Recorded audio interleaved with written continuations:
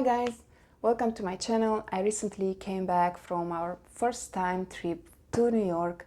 I discovered the city piece by piece and my heart remained there. But there's one thing that I didn't do. I didn't have courage to talk directly to the camera on the street. So basically all my videos are background noise without me talking to the camera. And this is how I got the idea to make this video, where I'm actually walking you through our itinerary and I'm actually letting you know what we liked, what we didn't like, and walking you through our first time experience basically. I'm also gonna tell you what we recommend and what we don't recommend, and you can get your own conclusion making your own itinerary. If it's for the first time or if it's for the second time, it doesn't matter. I think it's important in such a big city to go well organized, because it can be overwhelming, it can be a bit too much, and I hope this is gonna help you. Let's go! I'm going to start by saying that we arrived on a Friday night and we took a taxi from the airport to the accommodation. We didn't really take the public transportation, we didn't know how to feel about it being exactly the first, I don't know, half hour in New York. So we decided it's actually easier to just grab a taxi from the airport to the accommodation. What's important for you to know is that it was in Manhattan and we found a very good hotel, and I'm gonna recommend it to you actually. It's called Spring Hill Suites, Manhattan, and we had a blast there. The reviews were not very good because of the breakfast mainly. It did help us that the hotel was located in Manhattan, as I said. It was actually on the 28th Street and it helped us visit the city fluidly, how to say, organically, always returning to it in the main part. This hotel has a great location, as I said, and we paid $2,800 for 8 nights, breakfast included. So as I said, we arrived there in the night. We started basically our visit and our itinerary on the next day, which was a Saturday morning. And I'm gonna tell you that the first thing that we visited and I wanted to see is the Highline, which is a project which I absolutely love. It's a project that, as an architect, I really admire.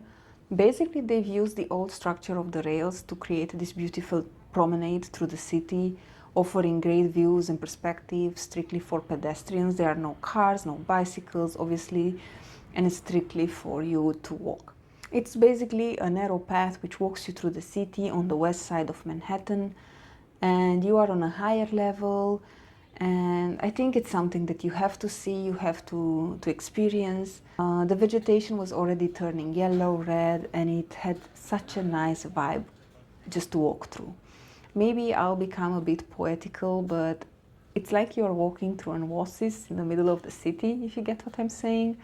I anyway enjoy this project so much, and I think it's something that everybody should experience. The next landmark that you should see, especially after you took a walk on this promenade, should be the Chelsea Market.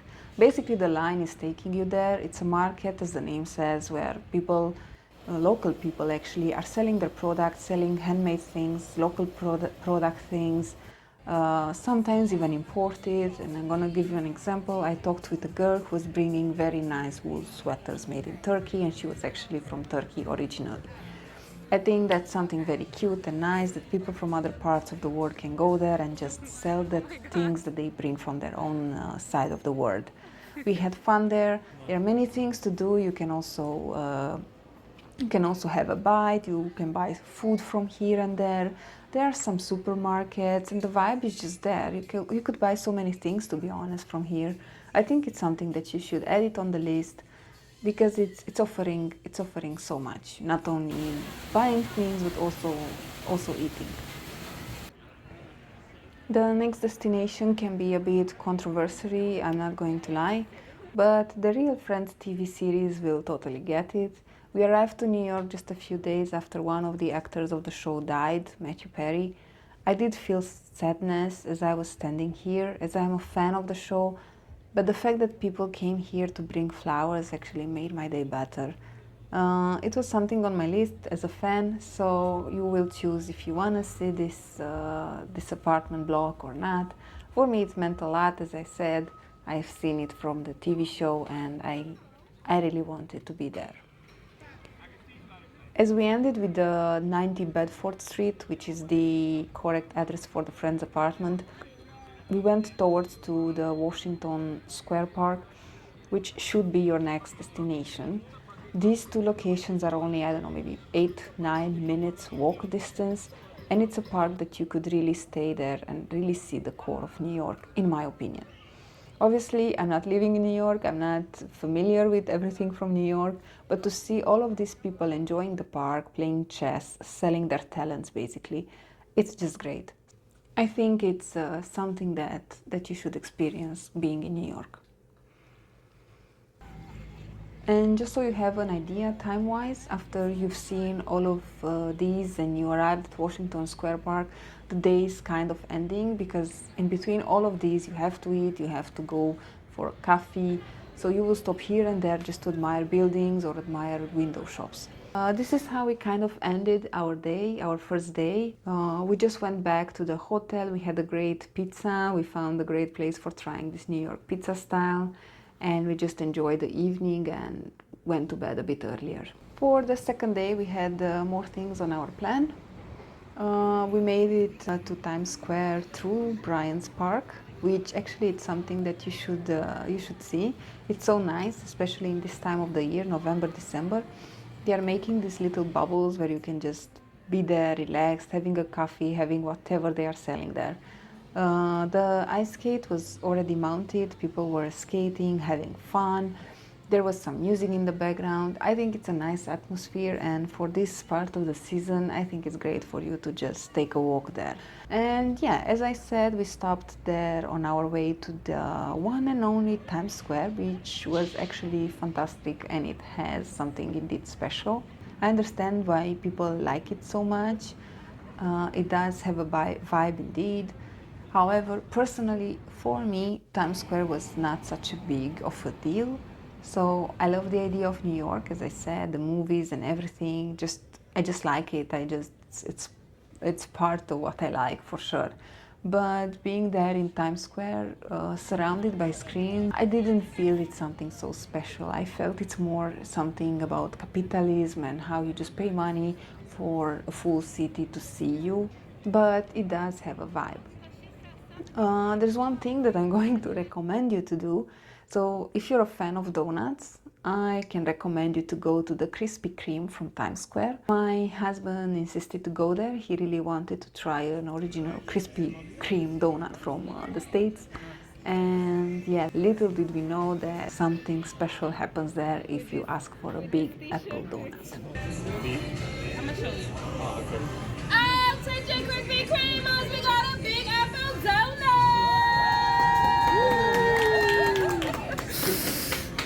As I said, the second day was pretty strong, pretty intense. We've seen plenty of things. We continued our journey through the city, exploring everything we could, because this is what we were actually doing day by day. And we got to the one and only Top of the Rock, which has amazing views. And I think that you should put this for sure on your list, because you can see the city from up there, but not only, you can actually see the Empire State Building, which is an absolutely gorgeous building. Many people are actually getting up to the Empire State Building. I think it's more advantageous if you just get on top of the rock and you look towards the Empire State Building from there. As you are in the area, if you get down from the top of the rock, you can actually find some cafes and some few shops in the building. You can even enjoy a coffee there. But what you can actually do is come out and you're going to be very close to the St. Patrick's Cathedral, which is a free to enter, and I think you can just admire this beautiful architecture. We were lucky enough to also have a little ceremony inside, so I filmed a bit of it. I admired the building, I admired the ceremony, and then we were just getting out. For the third day, we planned something just a tiny bit in advance. We decided to go to the Tenement Museum, which basically is offering you some apartment tours, and each apartment tour has a theme. This is where we got a bit disappointed, because we thought that we can have access to the full building and see the full apartments, but the guide will tell you a different story for each one. So basically you're paying for one apartment and one story. In our case, we took the Tenement Women from the 1902, which was about basically women living in the building and what was their influence over the street, over the neighborhood. There was a very nice, interesting story. I don't want to tell you too much because if you go there, I think it's the best to learn from it from the guide. It was about the Levin families, if I remember well, and the lady managed the household and oversaw the family finances while her husband was running his business. What I expected from this museum was to actually see the full building and hear more about it, not be so focused on one story only. And in my opinion, $30 per person just to see one apartment and to hear one story, I think it was not quite enough. You have different apartment tours, so if you're going to go onto their website, I think it's tenement.org, you can learn about their different tours and prices. When we finished with the museum, we decided to take a walk towards the 9/11 memorial, which I have to say it's one of my favorite things from what I've seen. It's because it has such an impact to see how this project can keep alive the memory of the ones which unfortunately passed away in the 9/11. The fact that the surrounding trees were into these special orange colors really gave a feeling. To be honest, I don't know how to explain what I felt when I was there. I just felt at peace and I felt that I was remembering the moment. I know I've seen it only on the TV and I know how big of an impact it had over the population, especially the population of New York. So I think that the project, the design of it, it's doing what it's supposed to do. Right next to the 9/11 memorial, you're going to see this gorgeous building, which if you're an architect or at least a bit into architecture and design, you're definitely going to admire. It's called Oculus, and if you're there, I think you should just step in.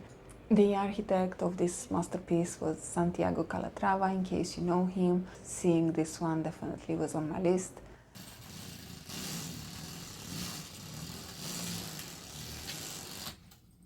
The next day started strong.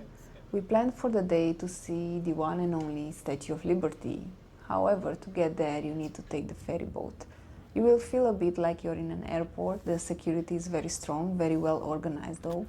It's kind of easy to get there once you're on the ferry boat point. Everybody's helping you how to get there. It's nothing complicated, it's nothing intense. You basically go to the port, get onto the ferry, and the ferry just drops you at the island. Keep in mind that everything is about security and you will have to pass a few security checkpoints. But yeah, buying tickets to get to the crown is something that you should definitely do online. We didn't do it and we could not get to the top of the statue. But the museum and the first levels were accessible with a ticket of $25. The museum is very informative from how they built it to why they built it, and you can learn so much from it. At the end of the tour, they even have an interactive way of displaying the guests from all over the world as a way of thank you for visiting. And yeah, basically everybody is just taking photos. You don't only see the statue, you can actually get special views towards Manhattan. It's a different angle, different perspective. Even the journey to the statue, it's an experience itself just by being on the ferry boat and going there. So as we arrived back to Manhattan from the visit to the Statue of Liberty, we slowly made our way towards the Brooklyn Bridge, which is again something that it's so New York and it's a must-see. I cannot even imagine people going to New York and not visiting the Brooklyn Bridge. For me, it's as somebody who stepped for the first time on the USA, I'm telling you that Brooklyn Bridge is one of the American things that you want to see. You heard about so much, you saw it so much on the TV, and it just gives you the New York vibe. It's a very nice bridge. It's a very good point to get some nice views again over the sunset as well. So I think you will see so many people taking photos, so many people selling souvenirs, people trying to put these New York songs up just to trap you in, to take some photos into their 360 machines. It's a bit of a crowd there, but I'm sure you're going to enjoy it. And now something about me is that autumn is my favorite season, and to be honest, coming to New York in autumn was definitely a wish list element, and being in Central Park in autumn was something that I wished for, and I had it on my list for a long time. I'm happy I made it, and I was just there taking walks through the park, seeing the squirrels, because you will spot here and there a few ones, enjoying basically the colors of the fall. And yeah, I even bought some local artist art because I like to support local artists wherever I go. I will let the images speak. Actually, seeing Central Park in autumn time is probably one of the best things you can do in New York.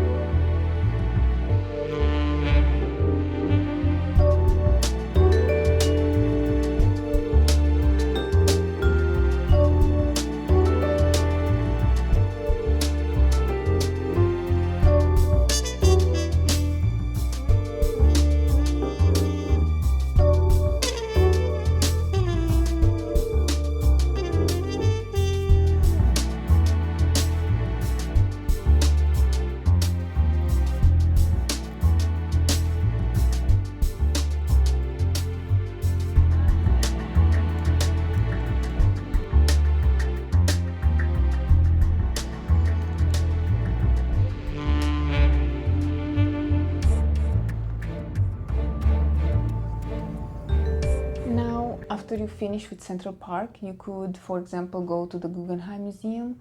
We, however, didn't enter to see the art, we just entered to admire the building. What we did instead, we just took a little walk to the Albertine bookstore. It's just a little bookshop, it's a beautiful one, it has a gorgeous ceiling. I was a bit disappointed because I don't want to sound mean, but it's just a bookstore. Indeed, it has a gorgeous ceiling, as I said, and the painting, it's so beautiful.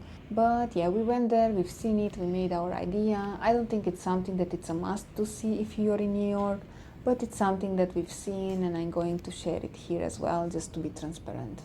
So you would understand why the time was running short today and we didn't enter Guggenheim Museum. It's because we wanted to definitely see a Broadway show, and we did.